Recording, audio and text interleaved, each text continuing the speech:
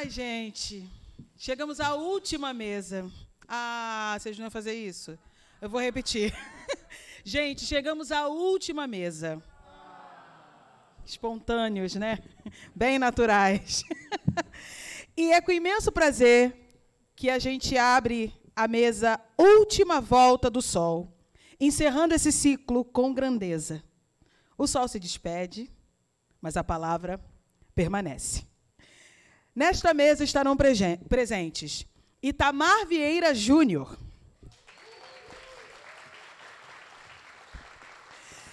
geógrafo, seja muito bem-vindo. Geógrafo e autor de Torturado e outros tantos livros maravilhosos.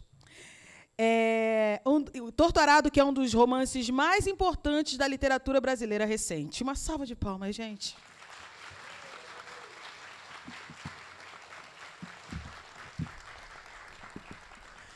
Acompanhando o Itamar nessa mesa, temos a maravilhosa Joyce Ribeiro.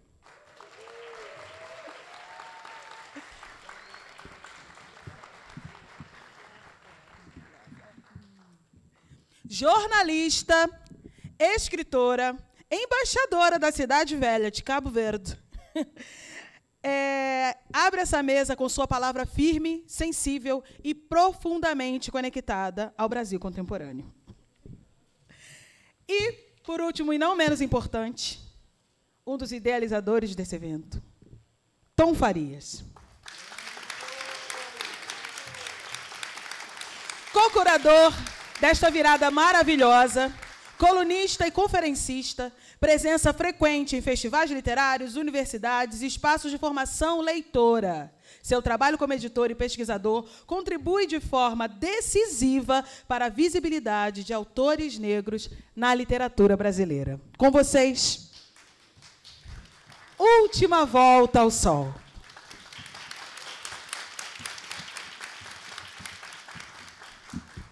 Baixinho. Eu não sei quem escreveu isso, mas eu vou depois conversar com a pessoa, viu? Deve ser o IA. Originalmente, a gente tinha montado essa mesa e eu ia fazer uma participação mínima, humilde, claro, com essas duas preciosidades. São amigos, eu digo sempre, e falei aqui, talvez na primeira mesa de abertura, que eventos como esse e qualquer outro evento só se fazem com os amigos, com mais ninguém, porque entende perfeitamente todos os perrengues que a gente passa. São 24 horas que nós estamos aqui no ar. Né? As pessoas não acreditaram, mas 3h30 da manhã aqui estava lotado. Aqui não, a parte de baixo. E nós temos aqui a Esmeralda Ribeiro, que madrugou e está aqui de novo. Né? Saiu daqui o quê? Esmeralda saiu 4 horas da manhã por aí, daqui. Então, como eu falei, é uma imersão. Nós estamos imersos no mundo da palavra, no mundo da escrita, no mundo das ideias, sobretudo no mundo da escuta. Né? Nós precisamos que esse país escute. Todos precisam escutar. Né? Você vê o magistrado, o juiz, não escuta o réu, né? Aquele que vai apelar pela justiça, o médico não está escutando mais os seus pacientes, resolve aviar receitas e tudo mais. As pessoas não se escutam mais, porque a conexão com o mundo virtual, tão rápido, tão dinâmico, não permite isso. Você senta numa condução e está todo mundo ali, ó. Você esquece o cartão de crédito, a carteira em casa, mas se esquecer o celular, você volta. O resto você não volta. Então, dito isso, eu queria primeiro agradecer imensamente ao Itamar pela gentileza. Conheci o Itamar em 2018. A gente foi fazer uma mesa na cidade do Crato, no Ceará, e nos colocaram numa praça pública, sentado num banco de concreto, com as 10 assistências, 10 cadeiras e um bêbado. Né? Um bêbado. Então, foi a forma que eu conheci o Itamar. E Joyce, colega de profissão, jornalista competentíssima, uma amiga também, que eu admiro demais, e uma romancista que fica escondendo o jogo como romancista, escreve muito bem, já publicou um romance sobre Chica da Silva e tudo mais. Então, o que ia ser original não vai ser mais original, porque eu vou deixar esses dois conversarem, falarem um pouco de si, suas obras, porque eu acho que vocês já me ouviram muito, já viram muito a minha presença aqui. Eu acho que isso vai enriquecer ainda mais essa noite e esse encerramento. Se der, eu volto aqui depois. Joyce Ribeiro, Itamar Vieira, todo seu. Obrigada, Tom. Obrigada pelo convite, uma honra estar aqui com vocês hoje, com Itamar, mais uma vez. Obrigada, Itamar. Obrigado, Joyce, um prazer estar aqui com você. Eu estava lembrando, quando eu encontrei Joyce, agora há pouco, que a gente, durante a pandemia... Isso, no comecinho da pandemia. A Joyce fez uma entrevista comigo para o programa dela. Uma longa entrevista, né? Isso, Foi. que eu visitei ontem para ver o que a gente já tinha conversado, para a gente atualizar, então. Né, e depois já nos assuntos. Encontramos aqui em São Paulo, em eventos, outras vezes. Isso, muito né? bom, te sigo um prazer bastante, estar com você, admiro viu? demais, obrigada. Prazer. Bom, hoje a nossa ideia aqui é um grande bate-papo, né? Mas no finalzinho a gente também vai ter um tempo para perguntas de vocês, então já podem ir pensando, elaborando aqui o que vocês querem perguntar para o Itamar, mais para ele do que para mim. Mas, Itamar, a gente já teve a oportunidade de se ver outras vezes, e logo na ocasião do seu lançamento, você me falou um pouco dessa sua trajetória rumo à escrita, né, que sempre esteve em você, mas essa ideia de publicar, de ter uma editora, de ganhar o mundo como você ganhou com a sua obra, naquele momento você ainda tinha um olhar um pouco diferente, né, do que está acontecendo hoje. E você se tornou um clássico. Né? Podemos pensar eu não assim. sei, eu sim, não posso responder. Sim, eu posso falar. E eu queria saber de você como que você entende isso, processa isso, daquele começo, com as dúvidas pertinentes a todos os autores. Né? A gente teme muito, meio que a gente não teme, mas, enfim, são vários desafios, né, diários para a gente enfrentar. E hoje, já em outra posição, com seu livro ganhando outras linguagens, outras abordagens, como que você vê essa trajetória até aqui? Boa tarde a todos e todas que estão aqui. É um prazer. Tom, obrigado pelo convite. Obrigado a toda a organização aqui dessa virada literária. Obrigado, Joyce, por estar aqui comigo.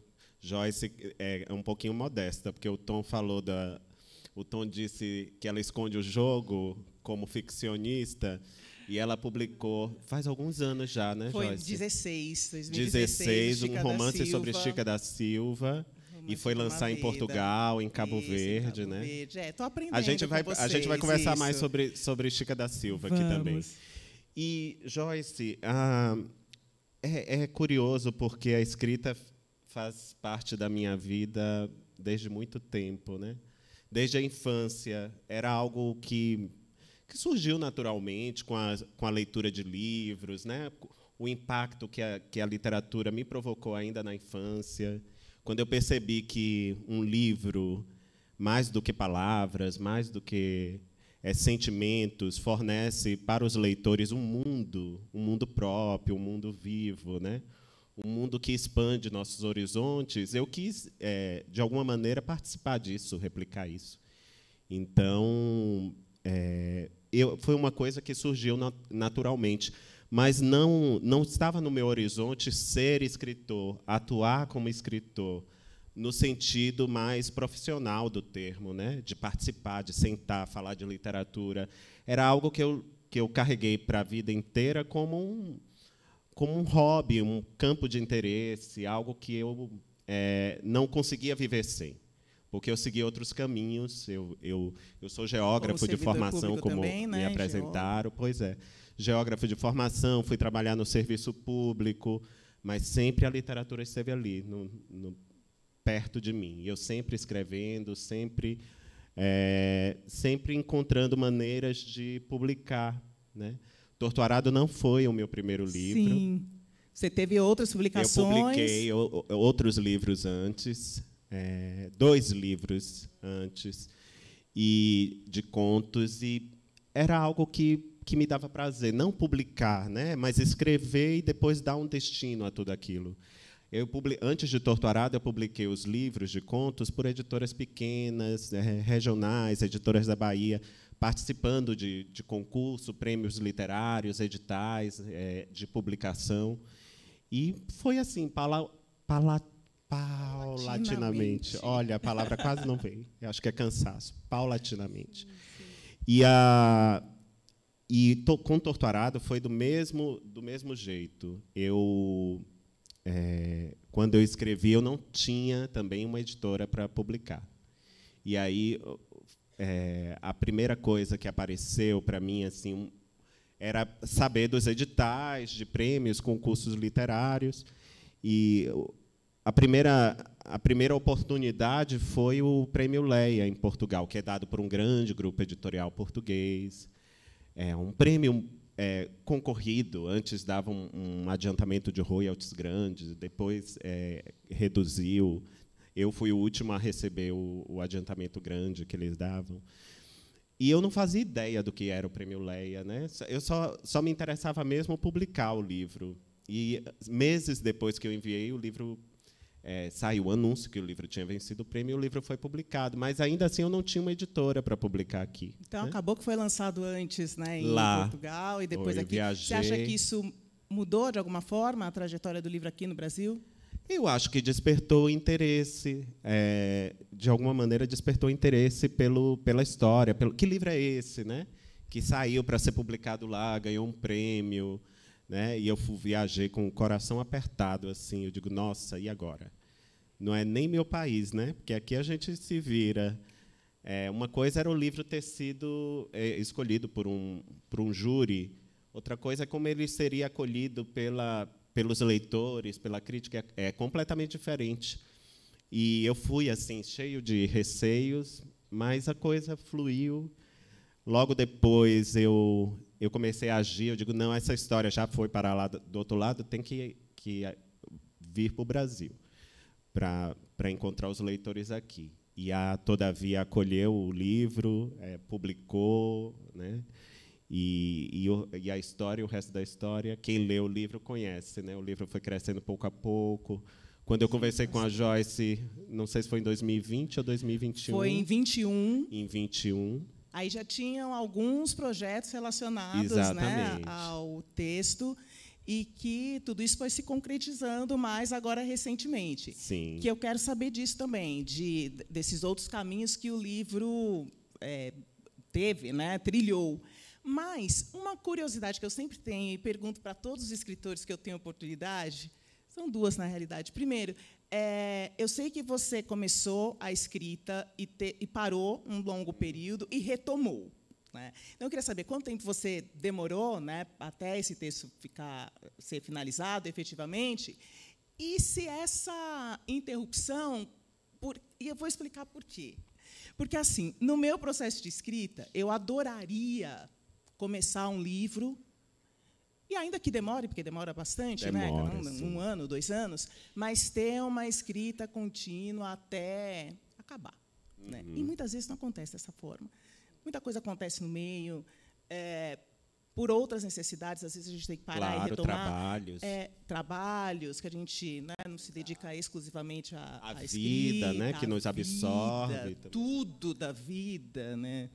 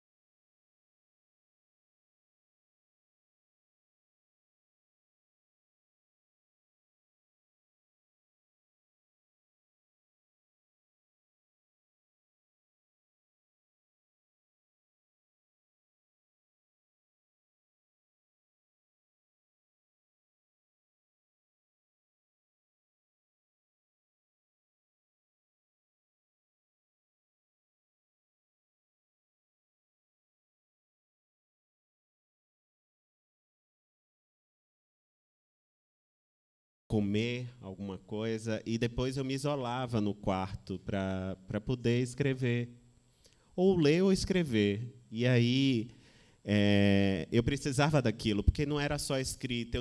Hoje eu enxergo como um trabalho, mas era um trabalho extremamente prazeroso, que me dava prazer, que me tirava dos problemas reais para imaginar os problemas ficcionais, né? Então, é algo que me faz bem. E aí eu tinha uma disciplina, eu escrevia quase sempre à noite. Nos finais de semana, eu escrevia pela manhã, pela tarde, dependia muito. Eu sinto que quando eu estou escrevendo, eu não posso interromper o que eu estou escrevendo. Eu tenho que ter essa rotina, porque a história só cresce quando eu estabeleço essa rotina. É mais fácil, a história vem com mais facilidade, ela de flui. Pensamento. Porque cada ato, cada capítulo chama outro capítulo. E se eu interrompo por qualquer motivo, porque preciso viajar, ou porque aí a história para, e para eu retomar demora um pouco, custa, não é logo de primeira. E quando eu tenho uma rotina, isso fica muito, muito definido. Então, os primeiros eu tinha essa rotina. Aí, faz 2 anos, eu pedi licença sem remuneração do trabalho, do meu trabalho como servidor, e disse, agora eu vou experimentar viver por 3 anos só da escrita, para ver como é. Levar isso para a vida, né, para ver como é que vai ser. E aí é curioso porque agora não tem. A rotina é o que menos existe. Porque esse trabalho também demanda que eu viaje, que eu encontre os leitores, que eu participe de outras coisas. Eu acho que o livro dificilmente caminha sozinho. Precisa que o autor esteja ali para conversar com os leitores, para falar da história, para encontrar os leitores. Até porque a literatura ela é isso, ela é feita... Ela não se resume ao autor e ao que foi escrito. É preciso conhecer o que os leitores interpretaram daquela história. O outro lado, né, que alimenta, inclusive, o trabalho da gente. Alimenta o trabalho da gente, ilumina aspectos pouco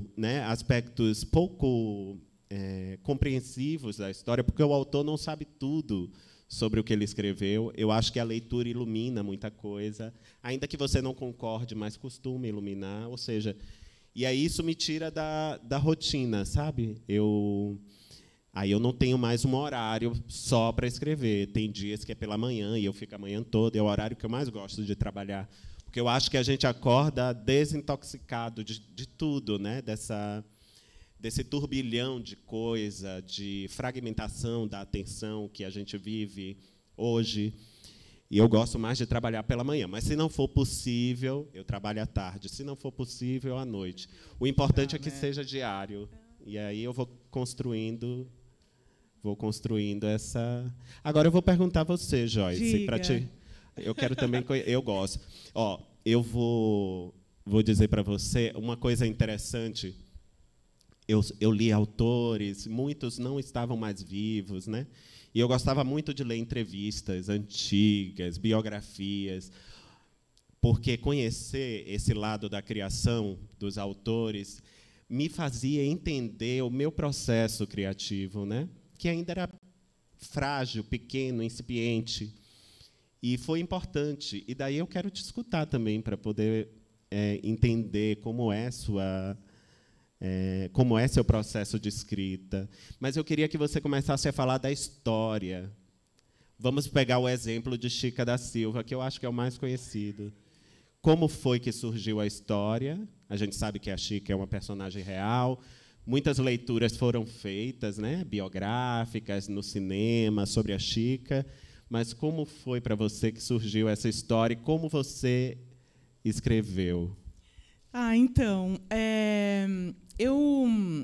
esse caminho, né, da escrita, eu sempre tive essa possibilidade no radar, mas eu não imaginei que eu conseguiria realizar isso agora. Eu sempre achei que seria algo mais lá para frente, futuro mesmo, quando eu já não estivesse mais em redação, né, que consome muito da gente, eu achei que fosse para um outro momento. E a história da Chica, que já é tão conhecida, né, que já teve aí em outras, na telona, nos palcos, letra de música, de tantas formas, ela sempre teve no meu imaginário, né, de criança que cresceu conhecendo a história da Chica da Silva. E quando ela chegou para mim com essa possibilidade de dar uma outra visão, de ter um outro olhar, a convite da editora, né, eu rapidamente mergulhei nessa ideia, nessa possibilidade. Mas ainda questionando em alguns momentos se essa seria a fase ideal para essa escrita. Por isso que eu sempre, quando eu tenho a oportunidade de estar com amigos escritores, eu sempre pergunto sobre os questionamentos que a gente se impõe vários questionamentos antes de começar a escrever, né, qualquer trabalho. E com a Chica da Silva não foi diferente. Assim, foi o meu segundo livro, ainda entendendo o meu processo de amadurecimento enquanto escritora, num momento que chegou antes do que eu imaginava, que me deixou muito feliz, mas também muito aflita, muito apreensiva em relação às críticas, em relação... Quero saber como você lida com isso também, porque é se colocar em outro lado, né? No meu caso, que sou uma jornalista escrevendo, submeter esse texto de uma história tão conhecida aos olhares dos leitores e dos pares também. Isso me trouxe vários momentos de reflexão mais profunda. Mas, basicamente, foi isso, a minha paixão pela história da Chica. E o objetivo do livro sempre foi entender o olhar da Chica da Silva, lá do século XVIII, mas associado ao que nós, mulheres, sobretudo as mulheres negras, enfrentam ainda nos dias de hoje. Muitos desses enfrentamentos são similares, né? São parecidos. A Chica da Silva lutou por muitas questões que hoje as mulheres, as mães brasileiras e mundo afora ainda enfrentam em relação aos seus filhos, em relação ao seu posicionamento, à busca de voz, que você também trabalha isso no seu texto, doutorado, de outras maneiras, mas todos esses elementos atuais também me aproximaram dessa escrita e me fizeram brilhar os olhos, assim, com vontade de realizar, de conseguir fazer, né? Eu sempre falo que o Chica da Silva foi uma grande conquista pessoal para mim. A ideia de escrever um romance, a ideia de dar um outro olhar para uma história que todas as pessoas já tinham um imaginário, né? Mas é uma personagem inesgotável, né? Uma personagem que, com certeza, não se esgota. São inúmeras. Gente, se a gente pegar cada frente, cada nuance da Chica da Silva, dá para a gente escrever uma história à parte, imensa, né?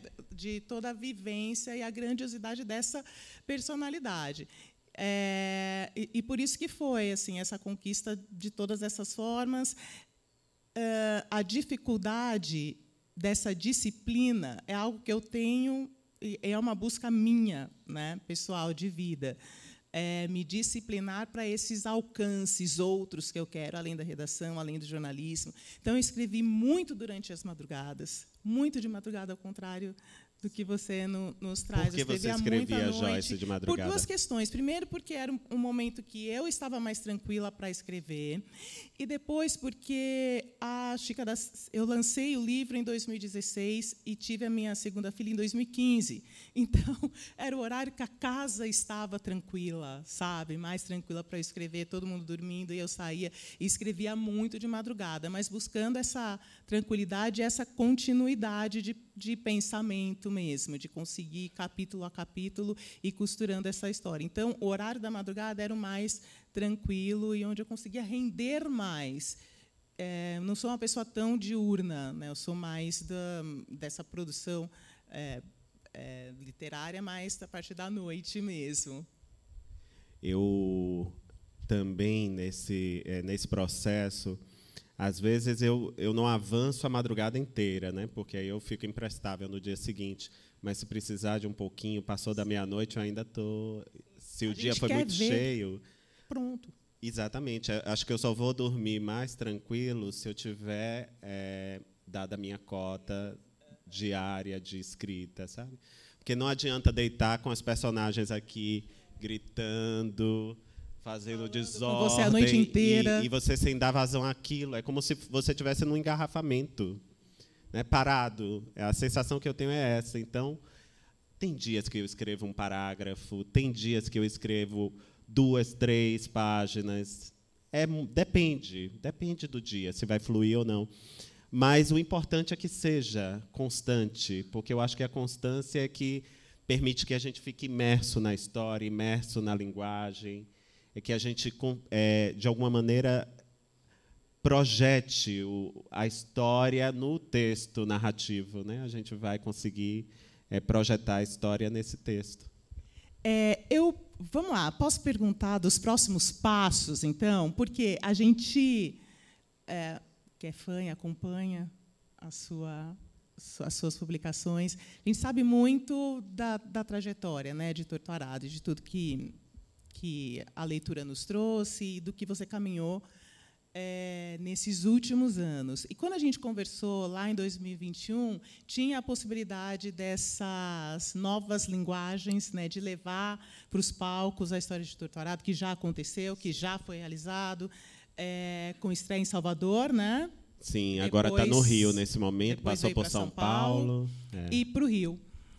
Como que foi fazer essa adaptação? Você atuou de que maneira nesse processo? Você esteve muito presente na própria montagem, até a estreia definitiva, nas escolhas? Não, eu não quis. Eu descobri que o tempo é escasso, então a gente precisa fazer escolhas, né? Eu fiquei muito à vontade quando eu descobri quem faria.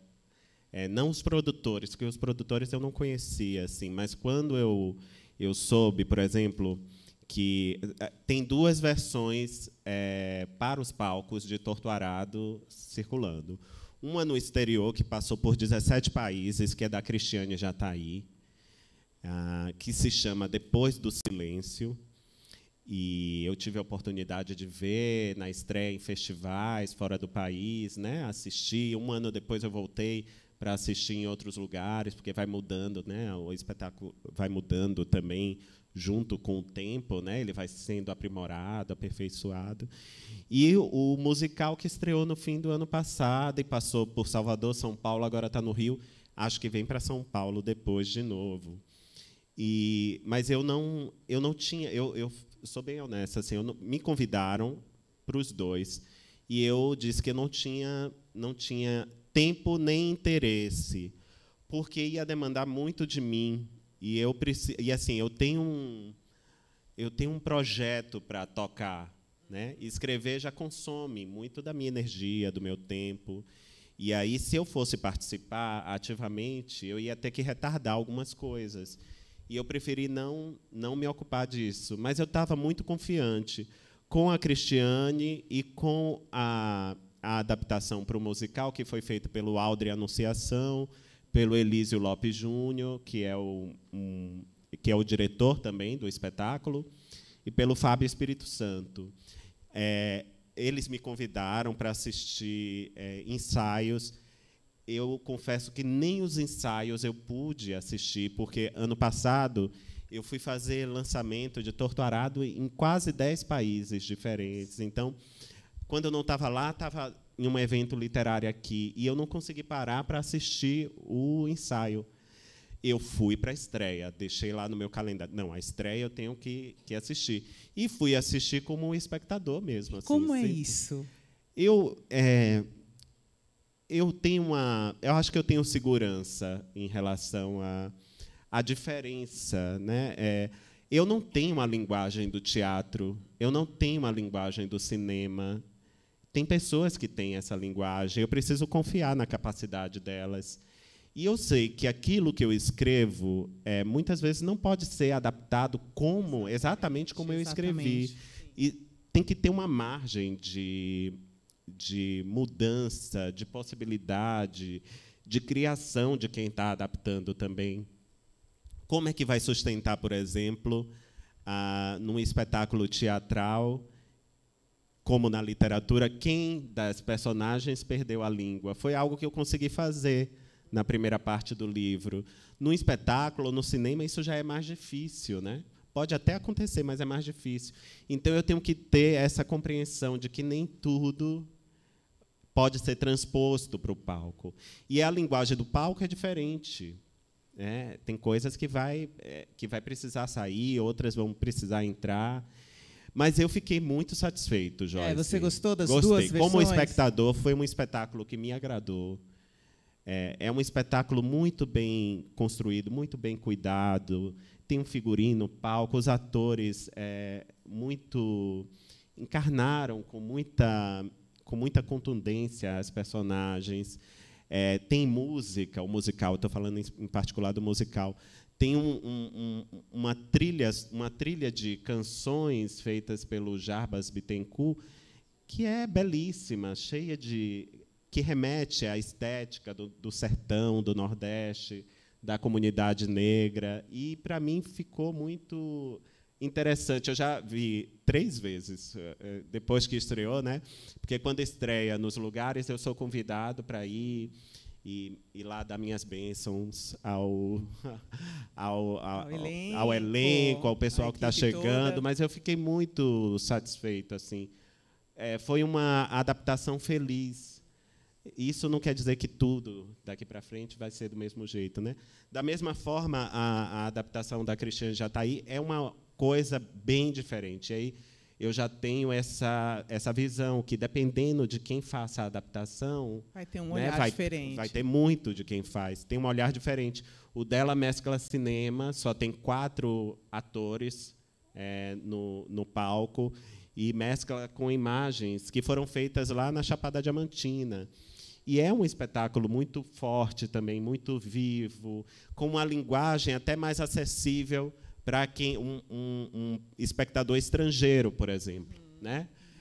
Que uma coisa somos nós brasileiros que vivemos, mesmo que nem todos vivam aquela realidade, a gente tem alguma referência, né, sobre a nossa história e tal. E para quem não tem, então eu fiquei muito seguro assim de quem faria isso. A adaptação da Cristiane Jatahy teve um apoio forte da Ana Maria Gonçalves e da Tatiana Salem Levi. Então, a Ana Maria, de Um Defeito de Cor, ela trabalhou junto com a Cristiane, porque eu não tinha tempo nem disposição para viver aquilo uma vez, sabe? Até porque aquela história eu escrevi, pronto.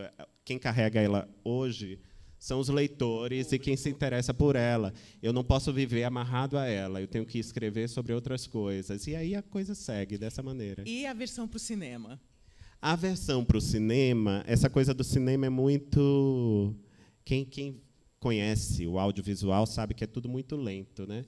Eles chegaram a anunciar, uns 3 anos atrás, que seria uma série, uma minissérie. Isso. Em 2021, quando a gente conversou, era essa a possibilidade, exatamente, né, de ser uma versão e de lá para cá, eles ainda continuam trabalhando. Eu sei que montaram a sala de roteiro e tudo, mas acho que depende de financiamento, outras coisas. E vamos ver se eles conseguem, daqui para os próximos anos, tirar do papel e levar para o espectador.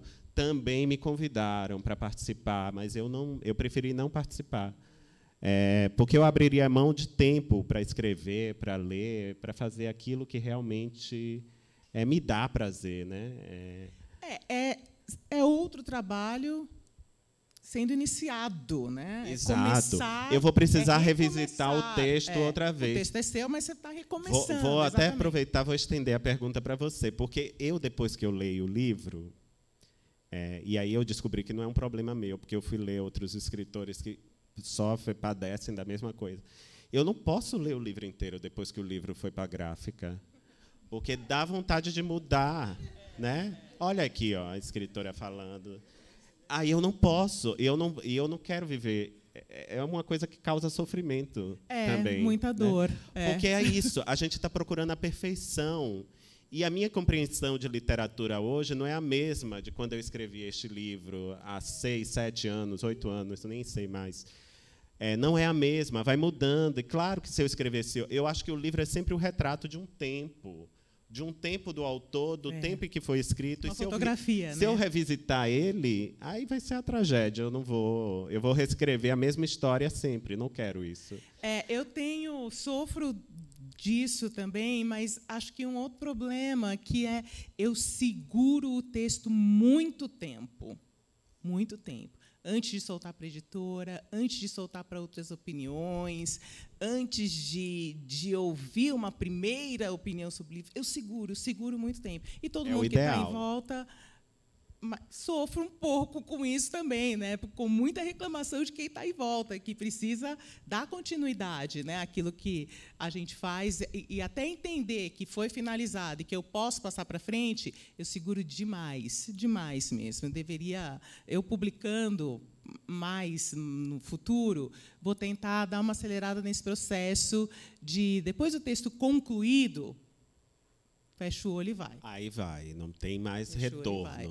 Mas até o último minuto a gente está editando. Seguro, exatamente. Porque o processo de edição de um livro é longo.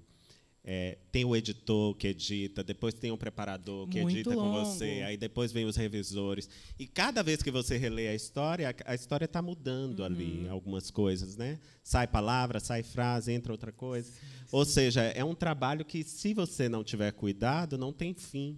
Então, é preciso, né? Que bom. Depois, que bom, pois é. Aí dá até dá um sentimento, nossa, eu não estou sozinho, normal, né? Tá tudo Isso certo. É normal, porque olha, assim. Eu vou abrir para perguntas agora, mas antes eu vou fazer mais uma e passo para ele. Quero saber o que você está escrevendo agora, o que vem. Bom, eu escrevi Torto Arado, quando, né, o Torto Arado que me tornou conhecido do público. E antes de publicar Torto Arado, eu conversei com os editores que era o começo de um projeto maior, porque durante a escrita de Torto Arado eu percebi que aquela história se desdobrava em mais duas partes. Não é uma continuação da história, porque são novos personagens, mas ainda assim eu acho que a questão central é a relação de homens e mulheres com a terra. E eu não estou falando do chão do campo, né, do solo, lá onde as pessoas trabalham. É uma relação que é nossa, de todo e qualquer ser vivo, né, nem do ser humano, de qualquer ser vivo. A gente precisa do território para habitar, para viver. E aí a história se desdobra. Eu publiquei Salvar o Fogo em 2023, ou seja, 2 anos atrás, agora mais ou menos essa época, maio, eu estava fazendo os lançamentos de Salvar o Fogo e escrevi o último romance desse tríptico, né? E bom, agora estou nessa fase de escutar o editor, de reler, de ouvir, e aí não sei quando chega, mas espero que... Bom, vai chegar no momento certo. É uma ótima resposta. Vai mas chegar no momento certo. Eu ainda estou nesse lugar. Estou imerso nessa história. Eu ainda durmo e acordo pensando nessas personagens. Cada história é um mundo e a gente vive esse mundo por inteiro, né?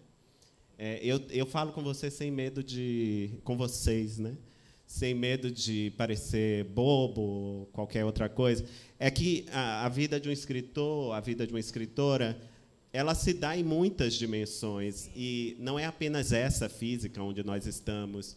Existem os lugares onde habitam as personagens, as histórias, os tempos diferentes, o espaço diferente. E eu costumo habitar tudo isso. Então, eu estou aqui, daqui a pouco eu estou lá autografando alguns livros, eu estou sozinho no táxi indo para o aeroporto, eu estou pensando na história, né? Essa história, eu estou vivendo ela, eu durmo e acordo pensando nela. Então, eu estou vivendo esse processo. Trabalho agora, contínuo, né? Não para nunca. Agora você, Joyce, eu vou aproveitar para perguntar a Joyce, de novos projetos, mas se com você é assim também, ou você só pensa no livro na hora que você senta para escrever. É o tempo todo pensando na personagem. Diga, conte pra gente. É o tempo todo. Eu quero ainda para esse ano trazer minha próxima publicação, uma publicação onde eu vou falar com as adolescentes e com as meninas. Então, tem toda um cuidado, um desejo de que essa seja uma conversa bem feita, bem realizada, que eu chegue realmente dentro da cabecinha de cada adolescente que eu espero que leia a história ou essa conversa que eu estou propondo para ter com elas. E com certeza, não termina. Isso é um pouco angustiante também, né? Porque você está sempre processando aquilo, tentando realizar, concluir da melhor maneira, mas a gente já sabe que é um processo lento, né?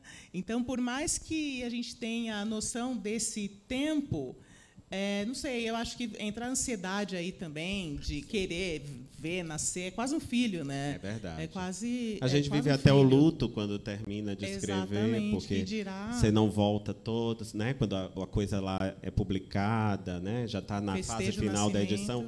Você não volta mais aquilo, a gente vive esse luto, né? Que não está lá diariamente com os personagens, como vivemos durante muito tempo. Então, eu acho que é isso. É o seu companheiro durante alguns anos, aquela história, aquelas pessoas, e o produto final mesmo do livro está sempre com a gente, acordando, dormindo, e no café da manhã, na redação. Aí eu tenho que parar e pensar, não, agora eu estou fazendo notícia, agora eu posso escrever qualquer coisa, porque isso também me encanta na escrita, né? O jornalismo tem seu papel técnico, né? A gente não pode se ver livre disso e é assim que tem que acontecer, né? A gente é preparado para isso, para fazer da melhor forma, obedecendo o rigor técnico que é necessário. Na escrita literária, não. Então, no começo, quando eu escrevi meu primeiro livro e o Chica da Silva, essa liberdade toda também me deixou um pouco solta demais, né? E curtindo isso, mas também um momento diferente, falando, nossa, agora pode, agora eu posso dar uma respirada aqui, que aqui vale, aqui eu posso, aqui eu estou para este momento, né, da liberdade total.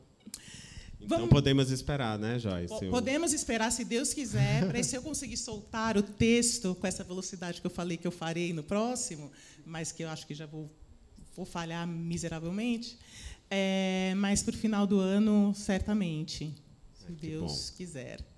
Vamos lá, gente. A gente tem uns minutinhos para as perguntas. Dá para ir... vai chegar um microfone aí para você. O pessoal está levantando as mãos ali. Isso. Primeiro lá, ela que foi primeiro. Tá. Depois ela, tá bom? Você, seu nome? Eu que falo agora? Sim, por favor. Obrigado. José, prazer. Obrigado, Itamar. Eu li os seus 3 últimos livros, né? Doramá e a Odisseia, Torturado e Salvar o Fogo. Você é um dos meus autores preferidos, enfim. E eu vi muitas referências, né? Acho que tem um dos contos lá que você faz uma referência linda, inclusive mágica, Abismo do Rosário, e aí os outros livros eu lembrei muito de Jorge Amado, e aí você lembra de Guimarães Rosa, e essa disputa pela terra, você lembra de outros trechos de outras literaturas, enfim. E eu queria saber o que é que te inspira, quais são os seus autores da vida, as autoras, os artistas, enfim, se é música, se é teatro, o que passou pela sua vida, o que você fez de leitura até chegar e publicar e escrever histórias tão incríveis. Eu acho que tudo que nós lemos... Me lembra o nome dele? José, correto? José, isso. José.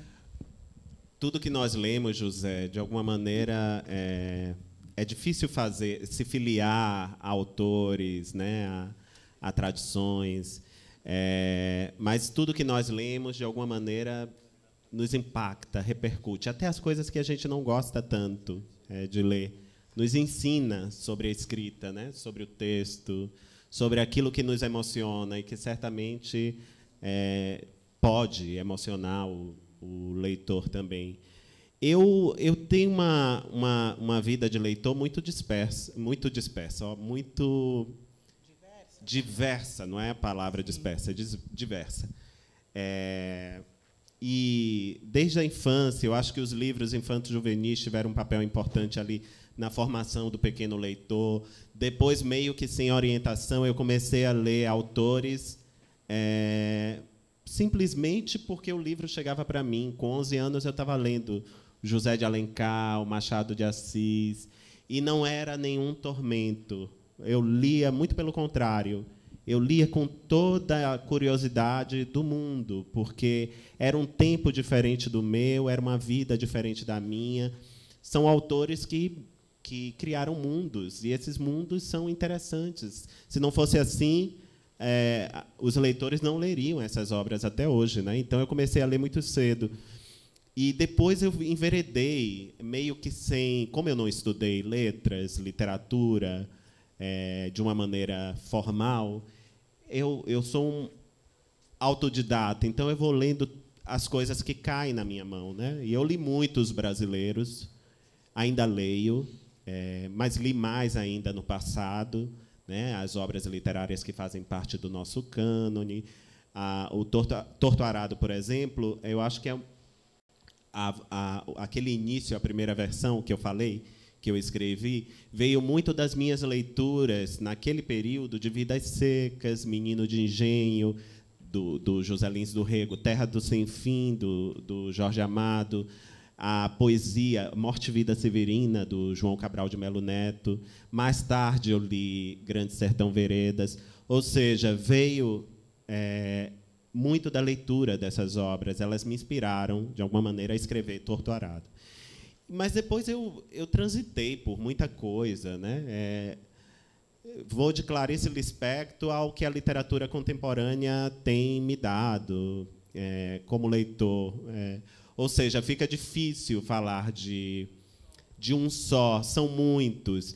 E não é que eu, de alguma maneira... Claro, eu acho que nós, esses autores são referências, mas a gente aprende, a gente constrói a gente vai aprendendo a pensar numa voz própria para escrever, né? Eles todos contribuem para isso, para mostrar que cada um tem seu ritmo, sua voz, sua harmonia. Cada texto tem sua marca, sua identidade. E, de alguma maneira, a minha leitura desses autores me ensinou a identificar a minha voz para cada história, para cada livro, né? Então, eu falei dos brasileiros, mas aí, se for... que bom que há as traduções também, que a gente pode ler. Eu acho que esse é o grande barato da literatura. A nossa literatura brasileira é grande, é importante, deu autores que marcaram a história da literatura universal. Mas aí as traduções também permitem que a gente acesse outros autores, né? Desde os que são celebrados, né? Muitas vezes por terem nascido ou na Europa ou nos Estados Unidos, mas também, mais recentemente, os que vêm de outros continentes, né? Como o continente africano, como a Ásia, ou seja... e aí, tendo uma visão geral, um panorama geral da literatura como linguagem de autores do Brasil e do mundo, é que eu vou moldando a minha linguagem também, conhecendo. Porque a literatura é a maneira que a gente conta uma história, narra uma história, né? E eu só vou encontrar essa maneira se eu tiver, como leitor, um repertório grande de leituras, porque eu vou conseguir identificar a minha própria forma de escrever. Quem lê, escreve, né? Exatamente. Uma vez, tem um amigo que é escritor, e ele encontrou a Lígia Fagundes Telles, numa sessão como essa, e depois pediu autógrafo a ela. E ele era iniciante, ele devia ter uns 18, 19 anos, e ele perguntou a ela o que ele podia fazer para ser um escritor, né? E ela, não sei se vocês já viram entrevistas da Lígia, eu acho ela super bem-humorada, assim, ela conta umas histórias, né, umas anedotas com muita pertinência, assim, com muita graça. E ela disse assim: pegue um bloquinho e uma caneta que eu vou te dizer como é que faz para ser um escritor. E aí ele veio com o bloquinho e a caneta, e ela disse: anote aí, leia, leia, leia, 3 vezes. Escreva, escreva, escreva. era uma brincadeira, mas o que ela quis dizer é que não há atalho para quem quer escrever.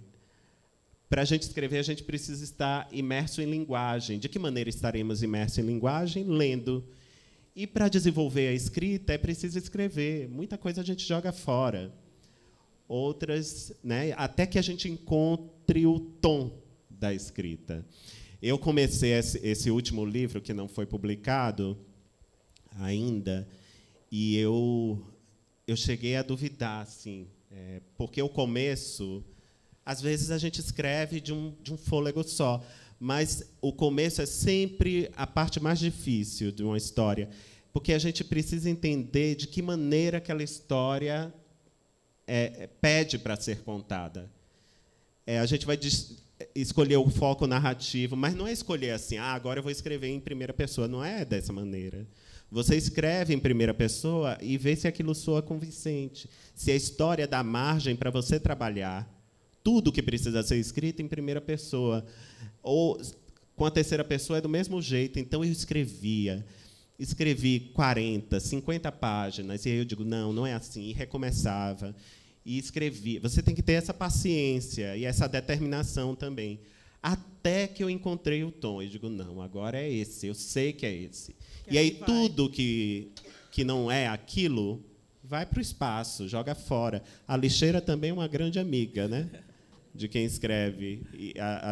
Pode ser a lixeira lá do computador, né, que facilita. Mesmo, Mas é uma grande amiga, porque fica lá de lado. Você não...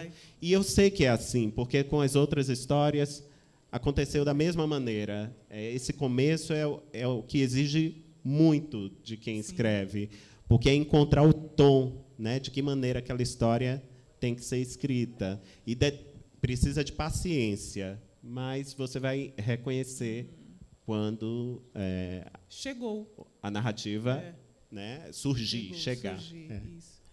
Você falando das suas primeiras leituras, lembrei, o primeiro livro que me fez me apaixonar mesmo por literatura foi Terras do Sem Fim. Do Jorge, né? E eu vou retroceder um pouco no tempo, Joyce. Eu tenho falado, sempre que me perguntam, fazem essa pergunta, eu conto. Mas foi um livro infanto-juvenil que me despertou para essa coisa da escrita. Porque eu me lembro que, depois que eu li esse livro, eu escrevi uma história que parecia muito com aquela história, que foi o caso da Borboleta Tíria, da Lúcia Machado de Almeida. Aqui tem muitos da minha geração, né? Não sei se alguém leu. Ela leu. O caso da... Porque, olha, eu vou dizer por quê. Eu tinha cerca de 8 anos e eu li o livro, e era um livro de mistério, tinha lá os insetos, né? E eu vivia num lugar que tinha um quintal mal cuidado, com trepadeira, com mato crescendo, e eu via muitos daqueles insetos ali, mas eles eram bichos que, às vezes, a cultura, a convivência nos faz achar que somos maiores que eles são desprezíveis, que eles podem ser esmagados com o nosso pé. E essa história deu uma vida, claro, humanizou essas personagens, mas deu uma vida tão interessante para esses seres que, quando eu terminei o livro, eu nunca mais olhei para o quintal nem para os bichos da mesma maneira. Eu disse, nossa, isso, imagine, eu não conseguia imaginar mais eles cumprindo uma vida mecânica e sem emoção. Para mim, todos eles, com 8 anos, viviam. Quando entravam na toca, lá no formigueiro, eles estavam vivendo tudo aquilo que a Lúcia Machado de Almeida tinha escrito no livro. E foi tão forte viver isso. Claro que eu, com 8 anos, eu já tinha consciência que era uma fábula. Mas foi tão forte experimentar aquilo que eu disse, eu quero fazer a mesma coisa. E comecei a escrever. Eu acho que eu escrevi 4 páginas de uma história que parecia um pouco com a história da Lúcia, nessa época. Só que eram com outros insetos que não apareciam no livro dela, abelha, né, e outros, mariposa. Não sei se a mariposa aparecia, mas eu sei que a abelha não aparecia. Era com outros insetos. Então, esse livro foi bem marcante, assim, porque eu queria repetir aquela magia que ele me proporcionou. Que você leu. Legal. Mais uma pergunta. Oi, Luciana. Você falou uma hora ali que me chamou a atenção, que você acha que o livro não fala completamente sozinho por ele, que encontros como esse são importantes, né, depois do lançamento. E me ocorreu ali na hora que é muito o oposto da Helena Ferrante, né, que sempre nas entrevistas poucas que dá por texto fala que acha que o livro tem que ter sua vida própria, né? Queria ver como que você enxerga escritores com essa outra visão, como que você vê a possibilidade de um livro conseguir falar e se fazer completamente por ele mesmo, né, sem esse trabalho que vocês fazem. E aí, só mais uma pergunta. Hoje a Folha publicou uma lista, né, dos principais melhores livros desse século escrito por autores. O Torturado ficou em segundo, você é das pessoas que votou. Queria saber quem foram os 5 primeiros... Seus 5 primeiros livros dos teus votos. Eu não lembro exatamente quais foram os 5 primeiros, mas eu lembro da minha lista. E estava lá Cinzas do Norte, que apareceu, do Milton Atum. Estava O Avesso da Pele, do Jefferson Tenório. O primeiríssimo estava na minha lista, Um Defeito de Cor. Estava Olhos d'Água, da Conceição Evaristo, que para mim é um grande livro de contos. Deixa eu ver mais dos que apareceram ali. Que eu me lembre agora, eu não vi a lista completa, né? Eu vi que saiu e que falaram de Torturado, mas não li a lista completa. Mas eu me lembro que esses eu recordo, foram livros que eu votei. A única coisa que não poderíamos fazer é votar no próprio livro. Ainda bem, né? Essa era uma condição, ninguém podia votar no próprio livro. E eu nem sabia quem estava votando, né? As pessoas que votaram no livro. Eu acho que listas como esta são retratos de um momento, né? E também daquele recorte do júri que está ali. Não quer dizer que os leitores concordem com tudo aquilo ali, mas é um recorte interessante. Eles chamaram pessoas de diferentes áreas para escolher os livros, né, que marcaram o século XXI. Mas eu me perdi da primeira... E sobre a vida do livro, né, que se estende com as outras ações, outros compromissos. Eu já li algumas entrevistas da Helena Ferrante. Tem até um livro que se chama Frantumalha, que ela fala com, né, ela escreve com muita propriedade da trama literária, o fazer literário, né? Ela dá a visão de mundo dela. Eu concordo com ela nesse sentido. Ela é autora e, para ela, a escrita basta, e depois quem conduz tudo mais é o leitor. Dificilmente eu posso, aqui, com vocês, falar um pouco do processo de criação, falar de uma ou outra personagem, mas eu não tenho resposta sobre tudo. E aí eu acho que esses encontros com os leitores, as perguntas, a interpretação do leitor é interessante porque ela pode iluminar um pouco daquilo que permanece na sombra, daquilo que nós escrevemos, que permanece na sombra, que a gente ainda não acessou, não conseguiu interpretar. O autor não tem domínio sobre tudo, né? Ele está vivendo um mundo tão vivo, tão interessante, tão à parte, que eu acho que ele não consegue manter a distância necessária para interpretar aquilo que ele escreveu.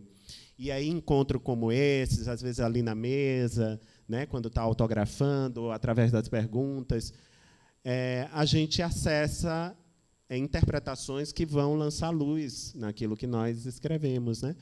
Mas eu concordo com a Helena Ferrante, assim, seria muito difícil se toda vez que eu sentasse num lugar para conversar com os leitores, eu sentasse para explicar aquilo que eu escrevi. Aí para mim, é quase impossível. Não dá, né? Porque eu não tenho as chaves. Eu tenho a chave da minha leitura de outras obras, de outros autores. Eu posso falar sobre isso. Mas eu não consigo ter a distância necessária para interpretar o que eu escrevi. Não sei se você me compreende, se ficou... Né? Um pensamento, realmente. É difícil, talvez, chegar nessa resposta, porque talvez o autor chegue a este momento de, não, o livro se basta. Mas acho que tem talvez, no meu caso, que sou ainda uma autora no começo, eu acho que esse momento vai chegar ainda na minha produção. Não, escrevi, finalizei. Agora é com você. E a gente circula, porque eu acho também que o trabalho do escritor hoje, claro, alguns não acolhem. O trabalho do escritor hoje, ele extravasa a escrita, né, a publicação do livro. Ele sai para encontrar os leitores, para celebrar a leitura, a literatura, né, em eventos como este. O nosso tempo exige isso, né? Então, por exemplo, editoras estrangeiras dizem lá que vão me publicar. E muitas convidam para fazer lançamentos, acompanhar alguma coisa que está acontecendo lá fora. Eu acho que é um gesto de cortesia, né? Nossa, se a editora se interessou pelo meu trabalho, o mínimo que eu posso fazer é ir, pelo menos um momento, conversar com os leitores, fazer a promoção, né? Porque o livro, eu acho que algumas vezes ele vai encontrar o leitor sozinho, e muitas vezes vai encontrar, mas também ele encontra o leitor quando o leitor tem a oportunidade de conhecer o autor, de ver, né, de conversar com ele, ler algo sobre ele, e aí vai se interessar pelas histórias. Então, eu acho que o nosso trabalho hoje não é apenas o trabalho que o escritor tinha no passado, no tempo do Lima Barreto, do Machado de Assis. Imagine, eu até acho graça, brinco, imagine o Machado com um perfil na rede social, ou Lima Barreto, né, postando lá, interagindo com os seguidores, com os leitores, ou aqui sentado. Não, eram coisas que não existiam. Ao longo do tempo, a atividade do escritor foi mudando, né? O escritor, para que ele possa se tornar conhecido, para que ele possa encontrar os leitores, ele precisa também ter um pouco de disposição para encontrar os leitores, né? Eu lembro que ninguém me disse que era assim. Eu fui descobrindo aos poucos. Mas Torturado foi lançado pouquinho antes de começar a pandemia. E quando começou a pandemia, eu já tinha um ano com muitas viagens marcadas para poder, né, promover o livro em vários lugares. Aí veio a pandemia e suspendeu tudo, ficamos quase 2 anos dentro de casa. E aí as pessoas se voltaram para a leitura. E elas me convidavam, assim, formaram muitos clubes de leitores, né, naquele período. E aí me convidavam. Eu achava assim, o leitor dispôs do tempo dele para ler o que eu escrevi. E eles querem conversar sobre literatura. E eu me coloquei à disposição. Eu acho que isso foi importante, por exemplo, para que o livro encontrasse mais leitores. Eu participava, era cansativo, eu participava de uma live por dia, quase, às vezes mais de uma, né? E cansa, tem uma hora que cansa. Mas, ainda assim, foi importante para que eu conversasse com os leitores, compartilhasse com eles meu interesse pela literatura, para que eles iluminassem aspectos do texto que eu não tinha conseguido acessar, para que eu também colocasse um pouco da minha visão, como foi todo o processo. Enfim, eu vejo que isso contribuiu para que o livro encontrasse os leitores. Talvez, se eu não tivesse essa disposição, tivesse sido diferente. Então, mas eu compactuo com a Helena Ferrante no sentido de que o livro basta. Ele resume tudo que poderia ser dito ali. É a história que carrega esse sentido. Dificilmente eu vou explicar algo sobre essa história. Eu posso dizer o que me moveu a escrevê-la, mas eu não tenho a capacidade de explicar. E, nesse sentido, ela tem razão, que o livro caminha por si só. Eu mesmo, Torturado ficou tão onipresente na minha vida por um tempo que eu disse, olha, eu não falo de Torturado. Quando estiver em casa, eu não falo. Eu falo assim, quando as pessoas perguntam, aqui fora, mas lá eu tenho outras coisas para fazer. Tem a vida, tem os projetos literários que eu vou tocando. Não vou falar mais desse livro. Os leitores agora compartilham, carregam essa história com eles e vai passando para frente também. Muito bom. Já me mostraram uma plaquinha aqui, mas acho que a gente consegue mais uma curtinha. Era sua? Peraí, só um minutinho que vai chegar um microfone. Ah, não tem microfone. Acabou. Não tem? Então, pode falar, por favor, a gente ouve.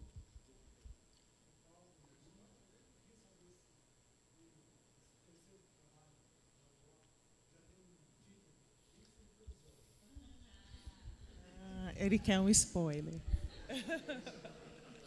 Até tem, mas eu não falo. Eu não sou religioso, mas eu sou supersticioso, então eu não conto. Ninguém viu. Hã? Não fala, né? Posso confiar em vocês? Só aqui. Eu prometo não falar para ninguém também.